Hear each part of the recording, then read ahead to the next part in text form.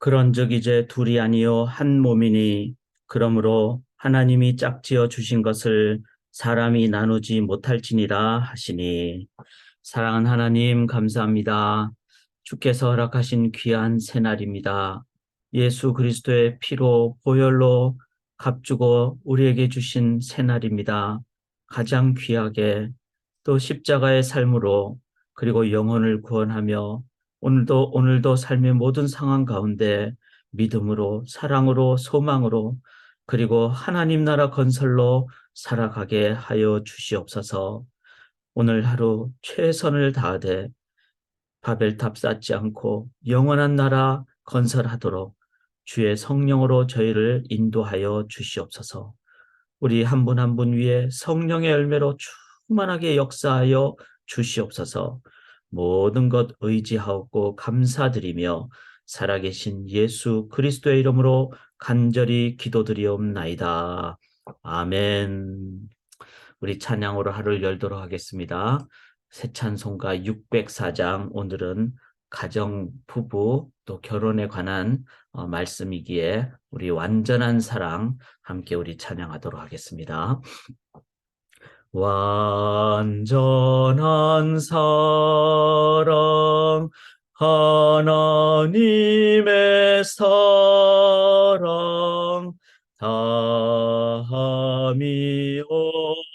없는 사랑의 겨워 둘 한 몸 되어 보람 있게 살라 손 모아 주님 앞에 빕니다.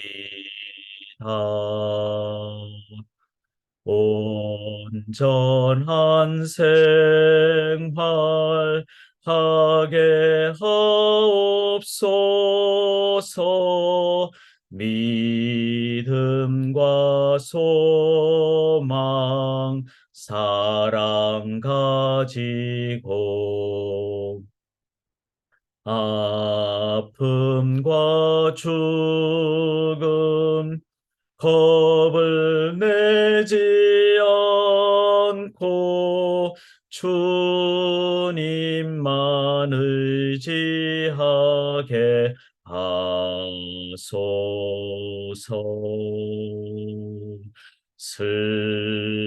슬픔을 이길 기쁨 주시옵고 다툼을 없앨 평안 내리사 사랑의 아침 환히 동터오는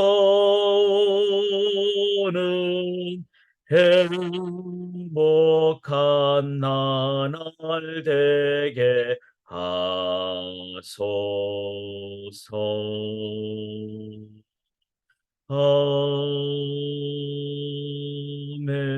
아멘. 결혼은 종착역이 아니라 출발선이죠. 결혼식은. 그래서 가정 모든 분들 위해 주님만 의지하고 행복한 나날 되기를 기원하며 또 주의 말씀 앞으로 나가도록 하겠습니다. 하나님의 말씀은 마태복음 19장 1절부터 12절까지가 되겠습니다. 가정에 관한 말씀인데 함께 말씀 앞으로 나가도록 하겠습니다. 표준 세번역으로 저는 봉독해 드리겠습니다. 예수께서 이 말씀을 마치시고 갈릴리를 떠나서 요단강 건너편 유대 지방으로 가셨다. 많은 무리가 예수를 따라왔다. 예수께서는 거기서 그들을 고쳐주셨다. 바리새파 사람들이 예수께 다가와서 그를 시험하려고 물었다. 무엇이든지 이유만 있으면 남편이 아내를 버려도 됩니까? 예수께서 대답하셨다. 사람을 창조하신 분이 처음부터 그들을 남자와 여자로 지으셨다는 것과 그리고 그가 말씀하시기를 그러므로 남자는 아버지와 어머니를 떠나서 자기 아내와 합하여서 둘이 한 몸이 될 것이다 하신 것을 너희는 아직 읽어보지 못하였느냐? 그러므로 그들은 이제 둘이 아니라 한 몸이다. 하나님이 짝지어 주신 것을 사람이 갈라놓아서는 안 된다. 그들이 예수께 말하였다. 그러면 어찌하여 모세는 이혼 증서를 써주고 아내를 버리라고 명령하였습니까? 예수께서 대답하셨다. 모세는 너희의 마음이 완악하기 때문에 아내를 버리는 것을 허락하여 준 것이지 본래부터 그랬던 것은 아니다. 내가 너희에게 말한다. 음행한 까닭이 아닌데도 아내를 버리고 다른 여자에게 장가드는 사람은 누구나 간음하는 것이다. 제자들이 예수께 말하였다. 남편과 아내 사이가 그러하다면 차라리 장가 들지 않는 것이 좋겠습니다. 예수께서 그들에게 말씀하셨다. 누구나 다 이 말을 받아들이지는 못한다. 다만 타고난 사람들만이 받아들인다. 모태로부터 그렇게 태어난 고자도 있고 사람이 고자로 만들어서 된 고자도 있고 또 하늘나라 때문에 스스로 고자가 된 사람도 있다. 이 말을 받아들일 수 있는 사람은 받아들여라.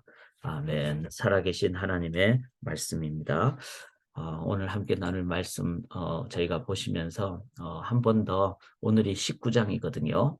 이제 19장은 바로 이제 기사, 각종 논쟁, 뭐 예를 들어서 오늘 같은 경우는 이혼과 또 결혼 관련해서 그래서 이제 이런 부분을 저희가 함께 나누고 24장부터는 예수님의 이제 정리된 메시지가 있다. 그런데 이게 오부라는 겁니다. 다섯 번째. 그래서 이제 예수님의 마지막 어떤 그 논쟁 또 내지는 어떤 이벤트, 예수님의 일하신 어떤 사역, 그 부분을 우리가 잘 이렇게 이해를 할 때 이제 마지막 예수님의 메시지를 우리가 더 정리해서 받아들일 수 있다. 이걸 기억하시면서 이제 오늘 함께 나눌 말씀의 제목은 변질을 넘어 본질을 찾아야 할 가정 이런 내용이 되겠습니다. 가정 참 중요하죠. 가정뿐만 아니라 우리의 삶에 그 원래는 하나님이 본질로 그러니까 원래 어떤 의미로 만드셨는데 그것이 지나면서 또 특별히 죄를 지으면서 변질된 그런 상황에서 변질을 붙잡고 가면은 계속 어렵게 되겠죠. 근데 우리의 삶에 지금 변질된 부분이 얼마나 많습니까? 얼마나 많습니까?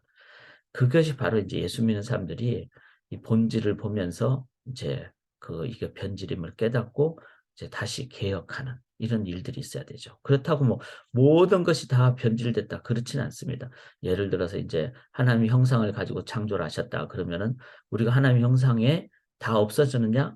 기능이 올바른 목적을 가지고 하지 못했다. 그래서 지정의라는 어떤 그런 기능은 계속 있는 것이죠. 그거를 어떤 목적을 위해 쓰느냐, 나를 위해 쓰느냐, 인간을 위해 쓰느냐, 아니면 하나님을 위해 사용하느냐.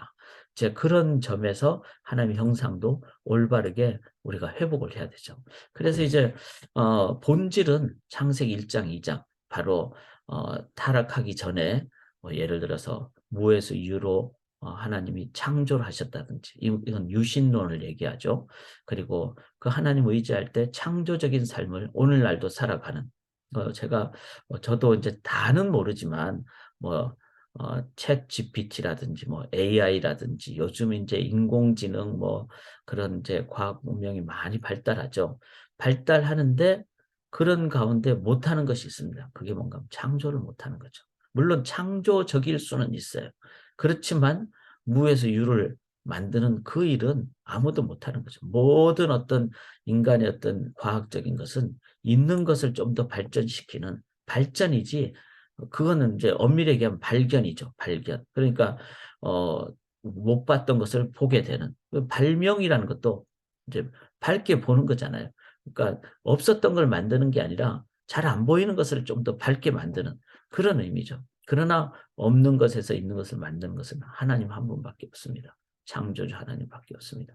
그래서 그 하나님의 그 창조성, 유신론 이 부분을 오늘날은 어떻죠?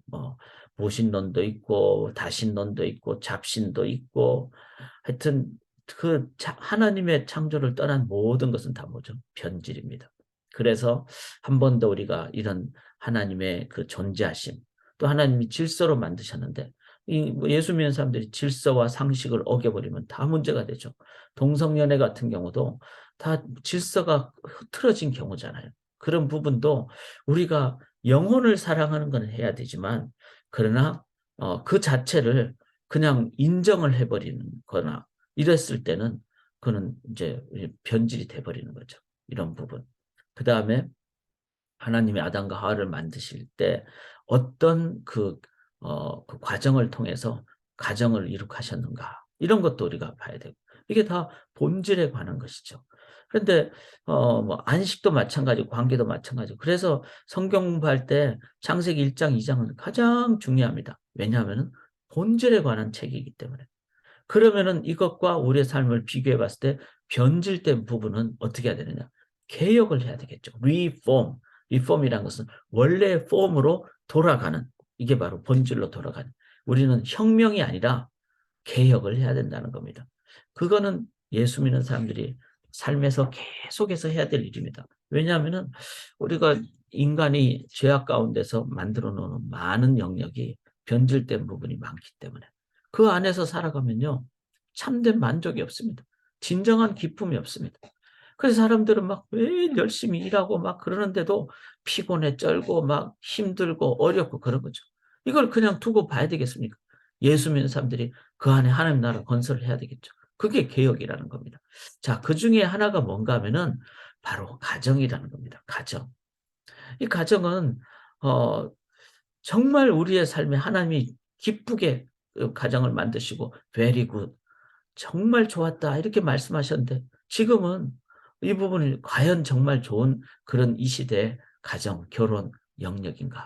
이걸 우리가 보면서 오늘은 참 여러분 좀 작정하고 들으셔야 되고 특별히 이제 우리 자녀들을 위해서 이걸 놓고 우리가 기도하면서 나가야 될 줄 믿습니다. 자, 본질을 찾는 가정은 어떤 것일까? 한번 보시면서 1절 한번 보시면은 예수께서 이 말씀을 마치시고, 자, 이 말씀은 아까 좀 말씀드렸죠. 이제 오후까지 예수님이 다 이제 이렇게 사역을 하시고 말씀하시고, 이제는 마지막 이제 십자가 지는, 그래서 갈릴리 떠나 요단강 건너 유대 지경에 이르시는, 이제 오후니까 1부부터 오후까지니까 오후의 어떤 상황까지 가시는 장면임을 생각하면 예수님의 의도는 뭘까요? 아, 이제 내가 가서 어떤 뭐 병 고치는 것도 하고 여러 가지 사역도 하고 여기에 대한 어떤 말씀의 정리도 하지만 결국 마지막 나의 사역의 마지막은 바로 십자가 지는 것이다. 이 예수님의 그 예수님의 그 사역의 어떤 소명의 그 목표, 이 땅에 오신 목표를 예수님은 잊지 않으시고 그 꾸준하게 그 목표를 향해서 가시는 거죠. 참 저는 너무 귀하다고 믿습니다. 우리가 이 땅에 사는 동안에 사는 분명한 텔로스, 목적이 있는데 내가 지금 그 목적을 향해서 계속 나아가고 있는가? 이게 이제 본질이죠. 자, 그리고 예수님의 그 목적은 십자가였잖아요. 자, 이 가정에도 마찬가지입니다. 가정이 변질된 부분을 본질로 나아가기 위해서는 십자가가 있을 때, 십자가 있을 때 이 땅의 모든 죄가 해결이 되잖아요. 마찬가지로 십자가가 있을 때 가정도 본질을 찾게 된다. 이거 우리가 꼭 기억을 해야 됩니다. 남편에게 십자가 있을 때, 아내에게 십자가 있을 때, 부모로서 부모에게 십자가가 있을 때, 그때 자녀를 향해서 우리는 올바른 변질된 교육이 아니라 본질된 그런 교육을 행하게 된다. 십자가는 그게 뭐 배경을 따집니까? 십자가에 돈 받고 하는 거 아니잖아요. 또 십자가는 수고하고 무거운 짐진 자들아 다 내게로 오라 그러잖아요. 그게 차별이 없어요. 근데 우리는 자꾸 인류를 찾게 되고 남들보다 더 높이 올라가려고 하고 어떻게 보면 예수 믿는 사람들이 너무 막 1등 1등 하는 거는 그건 문제가 있죠. 십자가에 본질이 없는 거죠.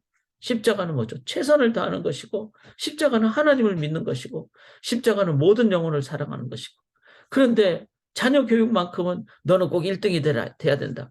물론 최선을 다하는 것을 강조하는 건 좋지만 그러나 너는 남들보다 머리가 돼야 된다. 성경에 그런 식의 표현이 있을까요? 성경은 낮은 곳을 향하라 이렇게 말씀하시는데 그래서 교육에 있어서 십자가가 있는지 목회에 있어서도 십자가가 있는지 우리 사역에 있어도 십자가가 있는지 가정에서도 십자가가 있는지 부부 관계에서도 십자가가 있는지 십자가가 없으면 땡입니다. 땡. 십자가가 있을 때 비로소 우리는 그 안에서의 그 본질을 찾게 됩니다. 십자가가 있을 때만이 남편과 아내가 이제 가장 그 은혜로 나아가는, 사랑으로 나아가는 그 길을 간다. 이 길을 가시면서 예수님이 이제 가정을 얘기하시는 거죠. 자, 2절을 보시면은 큰 무리가 따르거늘 예수께서 거기서 그들의 병을 고치시더라. 누누이 우리가 함께 나눴죠. 어, 마태복음 보면서 무리가 될 것인가, 제자가 될 것인가. 우리는 제자가 되기를 원합니다. 그런데 한 가지 꼭 기억하셔야 될 것은 제자가 된 사람들도 먼저 무리였다는 거죠. 예수님이 그냥 지나가다가 그냥 그 혈루병 든 여인을 손에 옷자락만 만져도 예수님이 아시는.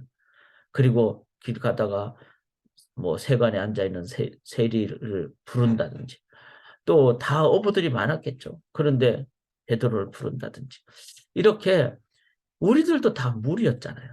그런데 예수님이 그 무리가 따르는데 근데 큰 무리가 따른다 그랬어요. 예수께서 그들의 병을 고치시더라. 저는 이걸 보면서 예수님은 진짜 참 대단한 분이라는 생각이 들었어요. 얼마나 많이 피곤하겠어요. 그것도 한두 명이 아니고 큰 무리인데. 그런데 그들의 병을 고치시는. 피곤하실 것 같습니다. 많이 바쁘셨을 것 같아요. 최선을 다하실 것 같아요. 여긴 뭐가 있죠? 영혼을 향한 위한 예수님의 마음이 있습니다. 자, 우리가 그 가정의 가장 기본이 남편과 아내잖아요. 근데 남편과 아내가 내 남자, 내 여자 뭐 이렇게 어떤 남자 여자의 차이로만 우리가 본다면은 어떻게 될까요? 그는 만약에 내 남자가 뭐 매력이 없어진다든지 내 아내가 뭐 매력이 없어진다든지 뭐 그럴 수 있잖아요. 뭐 이제 뭐 화장을 안 했다든지 뭐 나이가 좀 더 들면 외모에 어떤 변화는 있을 수 있잖아요. 그렇게만 된다면 가정은 본질이 없는 거죠. 예수님이 남자 여자가 아니라 하나님의 형상을 가진 그 영혼을 위한 예수님의 마음. 이 마음을 우리가 이해를 할 때, 그 마음으로 제자 되는 삶을 살아갈 때 우리는 어떡하죠? 영혼을 향해서, 나의 배우자를 향해서, 예수님의 마음으로 다가갈 때. 그게 바로 가정을 회복하는, 그리고 본질을 계속 지킬 수 있는 길입니다. 하나님의 형상으로 내 남편, 내 아내, 나이가 이제 뭐 점점 들어가면은 외적으로 변화가 있을 수 있잖아요. 60, 70, 80이 되는 그런 내 배우자를 향해서 하나님의 형상으로 바라보는 그 예수님의 마음으로 다가갈 때 우리는 정말로 아름다운 부부가 나이가 많이 드셔도 된다는 것입니다. 자, 3절을 보시면요. 바리새인들이 예수께 나와 그를 시험하여 이르되 사람이 어떤 이유가 있으면 그 아내를 버리는 것이 옳으니까. 자, 바리새인들은 어떻게 했죠? 시험하여 이르되 이랬어요. 그러니까 기본적으로 남을 넘어뜨리는 것이 그들의 어떤 그 기본 자세였습니다. 사람을 넘어뜨립니까? 나보다 더 높으니까 저 사람 땡겨서 밑으로 나보다 더 낮은 곳으로 땡겨서 내려보내는 것. 그게 우리의 삶의 자세입니까? 아니면은 예수님처럼 영혼을 위한 향한 그 마음을 가지고 있습니까? 바리새인들은 그 안에 십자가가 없으니까 그 구원의 어떤 은혜가 없으니까 자기보다 높은 사람은 무조건 끌어내리는 겁니다. 우리 안에 은혜가 없으면요. 실은 나보다 더 잘 나가는 사람 미워할 수밖에 없고 시기할 수밖에 없습니다. 바리새인들이 그랬죠. 그를 시험하여 이르되 사람이 어떤 이유가 있으면 그 아내를 버리는 것이 옳으니까. 이거는 뭐죠? 당시에 변질된 가정 생활이 이제 주제가 올라오는 것이죠. 자, 당시에는 어땠습니까? 사람이 어떤 이유가 있으면 그 아내를 버리는 것이 옳으니까 이랬는데 그 예수님 당시에는 바로 이제 원래 아담과 하와를 넘어서 모세 시대는 이제 죄의 그 범죄한 상황이잖아요. 그 범죄한 상황은 부부 관계도 다 죄가 이제 영향을 끼치는 거죠. 그래서 원래는 뼈 중에 뼈요, 살 중에 살이요, 이런 그 사랑의 관계가 이제는 어떻게 됐습니까? 이제는 이기적으로. 그래서 모세 시대도 죄악 가운데 있는 그런 상황이었기 때문에 남자들이 마음이 막 변하고 막 남자들이 그냥 욕심이 막 생기고 이러면은 아내를 어떻게 했는가 하면은 막 이제 버리게 되는 또 뭐 예를 들어서 남편이든 아내든 이제 간음을 행하는 그런 죄악의 어떤 모습이 있을 수가 있죠. 그랬을 때 당시의 사회상으로는 이혼을 해버리면은 남자는 괜찮은데 여자는 먹고 살 수가 없는 거예요. 근데 이혼을 할 수 있는 상황이 생길 수가 있겠죠. 뭐 간음을 한다든지, 뭐 죄악 때문에 그렇다든지. 그랬을 때 여성들이 너무나 완전히 인생이 그냥 망가지고, 그러니까 말도 못하고 또 그냥 계속 어쩔 수 없이 사는. 지금 뭐 이슬람권은 그런 경우가 얼마나 많습니까? 이런 상황에서 모세가 이제 그 변질된 상황을 본질로 하기 위해서 그러지 말고, 그 아내가 이제는 이제 정당하게 재혼을 할 수 있도록. 그런데 정당하게 재혼을 하기 위해서는 하나의 증서가 필요하니까 이제 증서를 써준 그런 상황을 얘기를 하죠. 그런데 어떤 이유가 있으면 그 아내를 버리는 것이 옳으니까. 자, 증서를 써주면 이제 여자가 살 수 있는데, 그게 나중에는 변질이 돼가지고, 아, 증서만 써주면 이제 이혼해도 되는 걸로 그렇게 돼버린 거예요. 그래서 남자들이 이제 더 그 당시에 남들 눈도 있고 그러니까, 아, 그래. 내 아내 그냥 내 이혼 증서 써준다. 그래, 당신 알아서 재혼할 수 있어. 그리고는 맘대로 막 남편이 막 그렇게 이혼을 쉽게 해버리는. 여기서 어떤 이유라는 것은, 처음에는 이제 그 뭐 문제 때문에, 그 다음에는 이혼 정서를 써줌으로써 아내를 보호하는, 재혼할 수 있도록 보호하는. 그런데 나중에는 이혼 정서만 써주면 되는 걸로 되니까 막 그냥 버린다는 거죠. 버리면서 이혼 정서를 막 남발하는. 그게 옳습니까? 이렇게 얘기하는. 이 상황 자체는 변질된 상황을 우리가 보게 된다는 겁니다. 가정에 대해서도 지금은 우리가 한번 볼 수 있지 않겠습니까? 그런 경우가 얼마나 많습니까? 쉽게 이혼을 생각한다든지 이런 것도 다 변질된 어떤 모습이죠. 자, 이런 상황에 대해서 4절부터 예수님이 그러죠. 사람을 지으시니가 본래 그들을 남자 여자로 지으시고 사람이 그 부모를 떠나서 아내에게 합하여 그들이 한 몸이 될지니라 하신 것을 읽지 못했느냐. 6절에 그런즉 이제 둘이 아니여 한 몸이니 그러므로 하나님이 짝지어 주신 것을 사람이 나누지 못할지니라. 원래 주례자는 하나님 한 분이시고, 그리고 하나님이 짝지어 주신 것은 바로 한 몸이 됐다. 그런데 한 몸은 세 가지가 있잖아요. 사랑이고, 창세기 2장에 사랑이고, 두 번째는 독립이고, 세 번째는 비전이 같은. 이게 바로 한 몸인 부부관계. 그래서 하나님 안에서 이 세 가지, 사랑과 독립과 또 비전이 하나가 되는 그 본질적인 결혼을 이제 행하게 되면은, 하나님이 그렇게 잘 인도해 주신 것은 나눠지지 않는 그런 부분을 예수님이 한 번 더 본질을 얘기해 주시고, 이제 우리는 그쪽으로 다시 개혁을 해야 된다. 이렇게 말씀하시는 거죠. 그리고 8절에 아까 좀 말씀드렸듯이 모세가 너희 마음의 완악함 때문에 아내 버림을 허락하였거니와 본래는 그렇지 아니하다. 아까 이제 그 이혼 증서를 써주는 모세의 그런 상황이 있었지만, 그 다음에 사람들이 맘 놓고 그냥 막 이혼 증서를 써주면서 나는 떳떳하다 이렇게 해버린, 그거는 변질이죠. 원래 모세가 써준 것은 여성을 위한 것인데, 나중에는 변질은 자기 이기적인, 남자 이기적인 그런 것에 대해서 예수님이 다시 창세기의 2장의 내용을 얘기하시면서 이제는 개혁을 해야 된다. 본질 회복을 위해서. 자, 이런 상황을 우리가 보면서 오늘날 우리의 결혼에 대해서는 어떻습니까? 이거는 우리가 한번 봐야 되겠죠. 오늘날에는 뭐 외모만 본다든지, 아니면은 이제 또 결혼한 다음에 이제 물질 위주의 사회가 되다 보니까 자녀 교육이 너무 힘드니까 아기를 못 낳겠다. 이거 이해는 되지만 교육도 한번 봐야 돼요. 그러면 뭐가 진짜 교육인가? 꼭 1등을 해야 되고 막 인류를 하는 게 교육인가? 근데 사회적으로는 여러 가지 이유가 있죠. 그렇게 정말 뭐 학업 성적이 우수하지 않으면은 나중에 좋은 직장 못 가니까 또 먹고 살기 어려우니까 다 맞물리는 건데, 그걸 다 따져보면은 무슨 이유가 있습니까? 거기에는 물질 위주고 또 먹고 사는 것 위주고. 그런데 왜 먹고 사는 것은 더 많이 먹어야 된다, 아니면 더 뭐 좋은 것. 근데 성경은 일용할 양식이잖아요. 주의 은혜를 깨달을 때. 그래서 예수 믿는 그 신앙인들이 하나님의 나라를 이 땅에 잘 건설할 때, 물질관, 경제관, 그 다음에 사회관, 이런 거를 잘 건설할 때 가정 부분도 저는 해결이 되리라고 생각합니다. 왜 결혼을 안 하려고 하고 늦게 하고 아기를 안 낳으려고 하고 이거는 다 지금 변질이 됐기 때문에 그 안에서 허덕이는 거죠. 그래서 예수님이 이제 음행한 것 외에는 그 이제 또 그 갈리지 않도록 하는, 이혼하지 않도록 하는 이런 거는, 그래서 어떤 변질도 허락하지 않고 타협하지 않는 주님의 이런 자세를 가지고 우리가 하나님의 나라를, 그러면서 이제 11절에 그렇지만 그 결혼을 안 하는 사람은 소명 따라서 정말 타고난 하나님의 어떤 독신의 은사를 받은 사람은 또 그렇게 사는, 이렇게 해서 하나님이 무조건, 예수님이 무조건 결혼이 전부다 이렇게 얘기하지 않죠.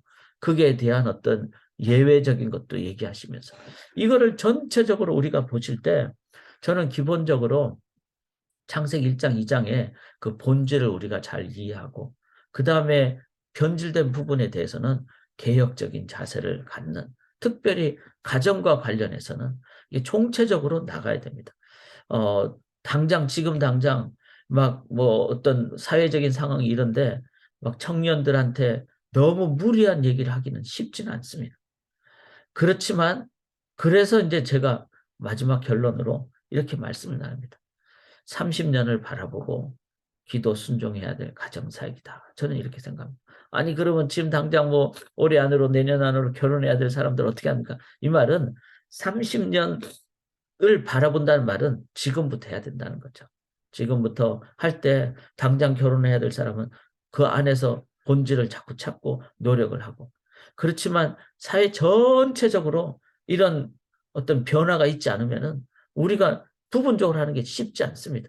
그런데 적어도 우리 소망 공동체, 그 공동체 안에서는 이런 우리가 외적인 것을 너무 추구하지 않는다든지 이런 그 문화를 만들어가고 공동체 안에 만들어갈 수 있잖아요. 그거를 위해서는 예를 들어 지금 1살 된, 올해 이제 아기가 태어날 아기들이 있는데 그 아기들을 30년 후를 보면서 우리가 이제 이런 부분을 기도하고 나아갈 때, 왜냐하면 한 세대가 한 문화와 그리고 하나님 나라의 어떤 관점을 가지고 나아갈 때, 그래서 그게 지금부터 2023년이니까 한 30년이면 2050년이잖아요. 자, 2050년 때는 정말 그 성경적인 가정을 이룩하고 가장 아름답고 그런 부분을 이룩하는 것을 한번 비전을 가지고 기도하면서, 왜냐하면은 한 세대라는 것은 어릴 때부터 이 부분을 가르쳐야 되고 가정에서부터 그걸 돼야 되기 때문에 우리 지금 결혼하지 않은 청년들이 이런 부분을 놓고 가정을 이룩하는 것도 가르치고, 그렇게 할 때 이게 뭐 너무 먼 것 같죠. 지금 안 하면 30년 후도 없습니다. 지금 해야 30년 후에 그냥 몇몇 가정이 아니라 아예 문화가 전반적으로 건강한 하나님 나라 문화가 되는 가정과 관련해서 그렇게 해야 된다고 생각합니다. 이를 위해서 우리도 헌신하고 기도하고 또 가르치고 또 그렇게 살아가고, 그래서 창세기 2장에 그 아담과 하와의 아름다운 가정을 십자가를 통해서 이룩하시고, 그렇게 해서 정말 미래를 하나님 나라 건설하는 우리 소망교회 되시기를 주님의 이름으로 간절히 기원합니다. 살아계신 하나님, 가정이 너무 중요하고 또 지금 우리 청년들 참 정말로 귀한 가정 이룩하기를 원하며, 또 결혼하신 우리 많은 성도님들의 그 가정에 또 부부 관계에 하나님의 십자가의 은혜가 있어서 그래서 가장 행복한 부부 관계 그리고 가정 이룩할 수 있도록 인도하여 주시옵소서. 오늘 내일 매일매일 그렇게 살아가고 꾸준하게 기도할 때 30년 후에 우리의 정말 청년들이 자녀를 낳아서 이룩하는 그 가정은 정말로 한두 가정이 아니라 전체적인 그 문화가 바뀌는, 그로 인해서 정말 아름다운 사회가 되는 하나님의 나라가 이 땅에 임하는 역사가 일어나게 주님 그 비전을 가지고 지금 함께하는 모든 성도님들이 30년을 위해서 기도하게 도와 주시옵소서.